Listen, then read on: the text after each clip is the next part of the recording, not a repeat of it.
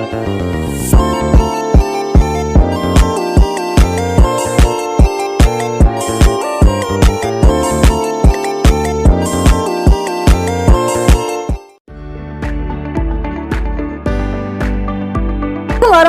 wabarakatuh.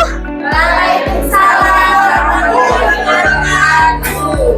Bagaimana kabar kalian hari ini? Baik, alhamdulillah. Sebelum kita memulai pembelajaran hari ini, kita berdoa terlebih dahulu ya. Untuk ketua kelas, Mbak Aisyah silahkan dipimpin doa. Untuk mengawali pembelajaran hari ini, mari kita berdoa bersama-sama. Doa dimulai. Bismillahirrahmanirrahim. Amin. Ya, kehadiran hari ini Mbak Olivia hadir, Mas Fai, Mas Akil hadir ya. Mbak Novi hadir. Oh, hadir. Mbak Salma nggak masuk hari ini, sakit. Oh, sakit ya. Kita doakan semoga diberi kesembuhan ya teman-teman.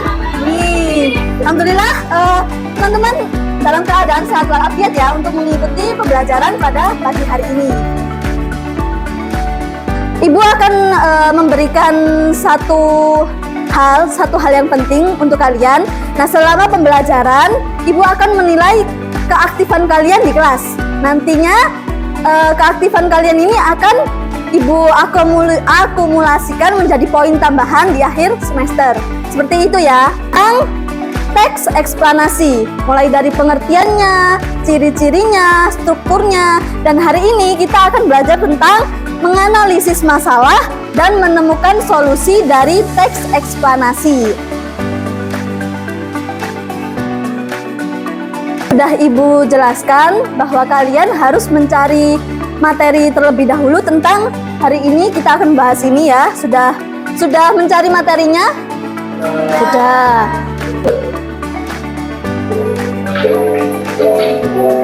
Nah, mohon dicatat di buku kalian masing-masing tentang masalah apa yang ada di video ini, lalu solusi apa yang ada di video ini juga. Seperti itu ya.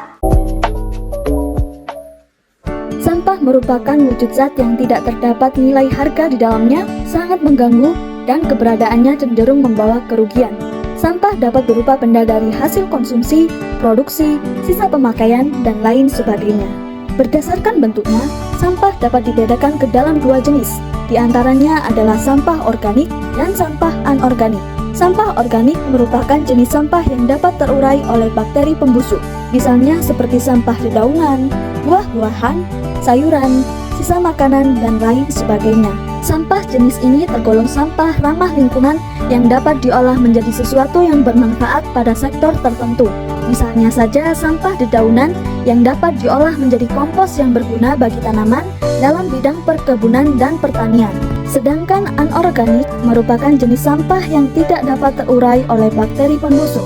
Contoh dari jenis sampah ini diantaranya adalah sampah plastik, kaleng, aluminium, rangka besi, dan lain sebagainya. Sampah merupakan persoalan yang tidak dapat dianggap remeh. Dalam jumlah yang besar, sampah dapat sangat mengganggu baik dari sisi kesehatan, kenyamanan, serta keindahan di lingkungan masyarakat. Dampak yang ditimbulkan oleh sampah sangatlah beragam, mulai dari munculnya berbagai macam penyakit, pencemaran udara, banjir, bau tidak sedap, dan masih banyak lagi. Sampah dalam jumlah yang cukup besar juga akan merusak lingkungan dan menimbulkan bau yang tidak sedap. Bau yang tidak sedap dan kotoran yang terdapat dalam sampah tersebut tentu dapat mengundang bakteri-bakteri yang berpotensi menimbulkan berbagai macam penyakit. Tak hanya menimbulkan berbagai macam penyakit, sampah juga dapat menjadi sebab munculnya bencana alam banjir. Banjir yang ditimbulkan oleh sampah ini juga mendatangkan kerugian-kerugian baru seperti misalnya muncul penyakit kulit, DBD, dan kerugian material yang cukup besar. Banjir yang diakibatkan oleh sampah bermula pada pembuangan sampah ke sungai secara terus-menerus dan konsisten dalam jumlah yang besar. Hal ini tentu akan menyebabkan sulitnya air mengalir, pendangkalan sungai, penyempitannya luas sungai, dan lain sebagainya sehingga berakhir pada bencana banjir. Banjir yang terjadi akibat sampah tentu akan sangat merugikan lingkungan, terlebih lagi dalam segala aspek dan sendi kehidupan manusia. Begitu banyak dampak negatif yang dapat ditimbulkan oleh sampah. Di berbagai wilayah tertentu, sampah merupakan salah satu dari persoalan yang sangat sulit untuk diatasi. Hal tersebut disebabkan karena persoalan sampah hanya dibebankan kepada pemerintah eksekutif melalui dinas terkait saja. Dibutuhkan adanya kesadaran bagi para warga masyarakat agar mau mengerti dan memahami fenomena sosial yang telah lama dikeluhkan ini. Di antaranya adalah kesadaran untuk menjaga kebersihan, tidak membuang sampah sembarangan terutama di sungai, menggalakkan kampanye lingkungan sehat, dan masih banyak lagi yang dapat dilakukan. Semua demi kenyamanan, kebersihan, dan kesehatan lingkungan di tempat kita tinggal sebagai warga masyarakat yang bermoral, berkarakter, dan beriman. Sekarang Ibu minta untuk membuat kelompok. Membuat kelompoknya berhitung ya, dari pojok sana hingga terakhir. Langsung berhitung 1, 2, 3, 4. Seperti itu ya. Silakan dari Mbak Egi. 1, 2, 3, 4, 5, 6, 7, 8, 9. Setelah ganjil, silahkan membentuk kelompok 1. Dan yang bagi mendapatkan nilai genap, silahkan membentuk kelompok 2. Bisa dipahami ya? Di sini kelompok 1 dan di sini kelompok 2. Silahkan bergabung ke kelompoknya masing-masing. Sudah ya? Sudah bergabung dengan kelompoknya masing-masing? Nah, ini Ibu akan memberikan lembar penugasan. Kalian kan tadi sudah menonton video. Nah, kalian jelaskan di lembar bawah sini masalah apa yang diusung di video tersebut beserta solusinya. Gitu ya, didiskusikan bersama kelompok. Nanti akan kita presentasikan. Seperti itu ya.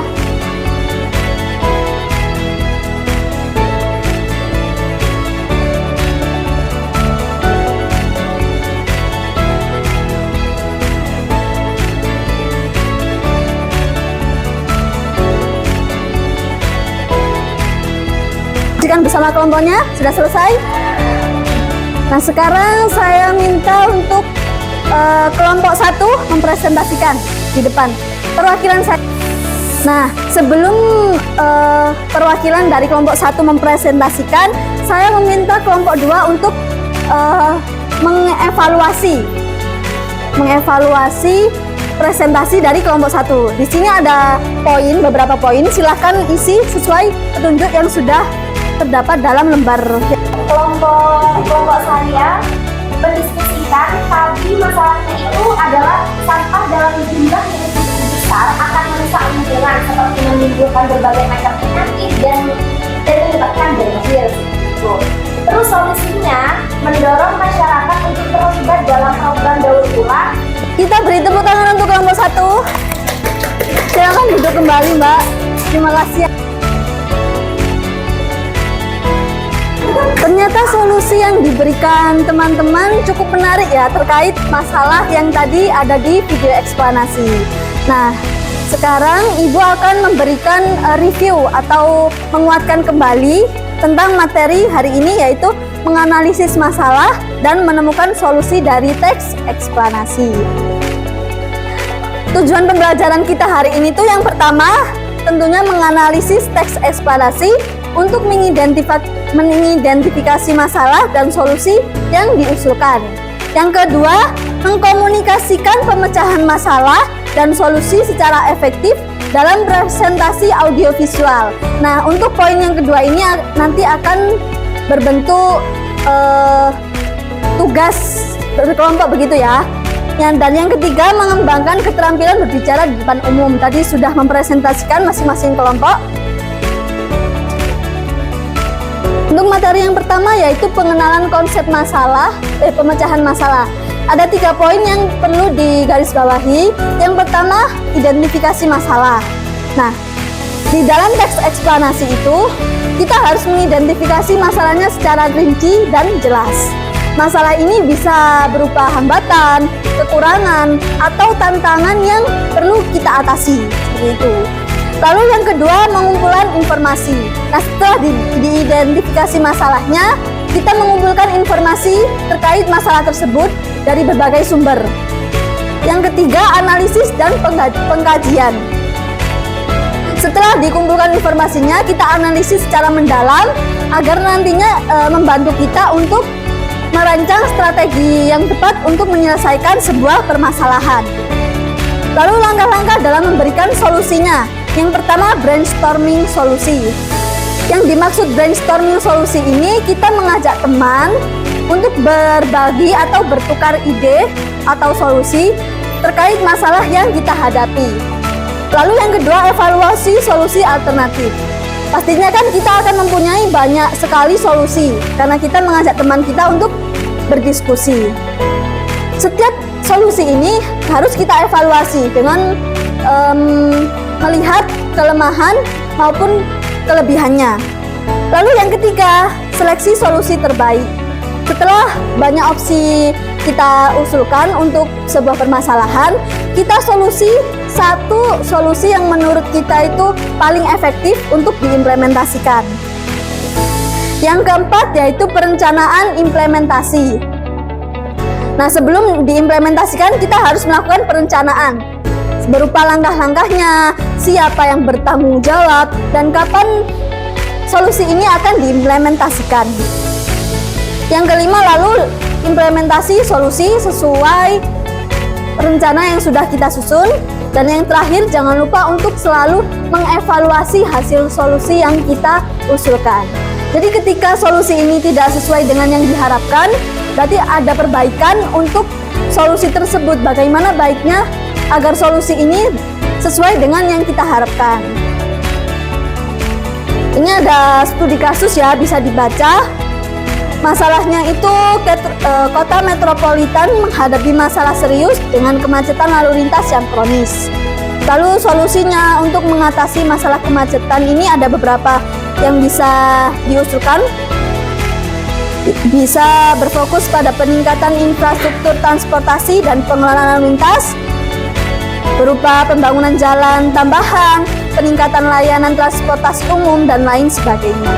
Jadi diidentifikasi terlebih dahulu masalahnya apa, kita tulis, identifikasi sesuai langkah-langkah yang saya jelaskan, lalu solusi yang kita usulkan itu seperti apa, dibuat poin-poin, lalu setelah itu kita ambil satu solusi terbaik, seperti itu. Lalu kaitkan masalah dan solusi.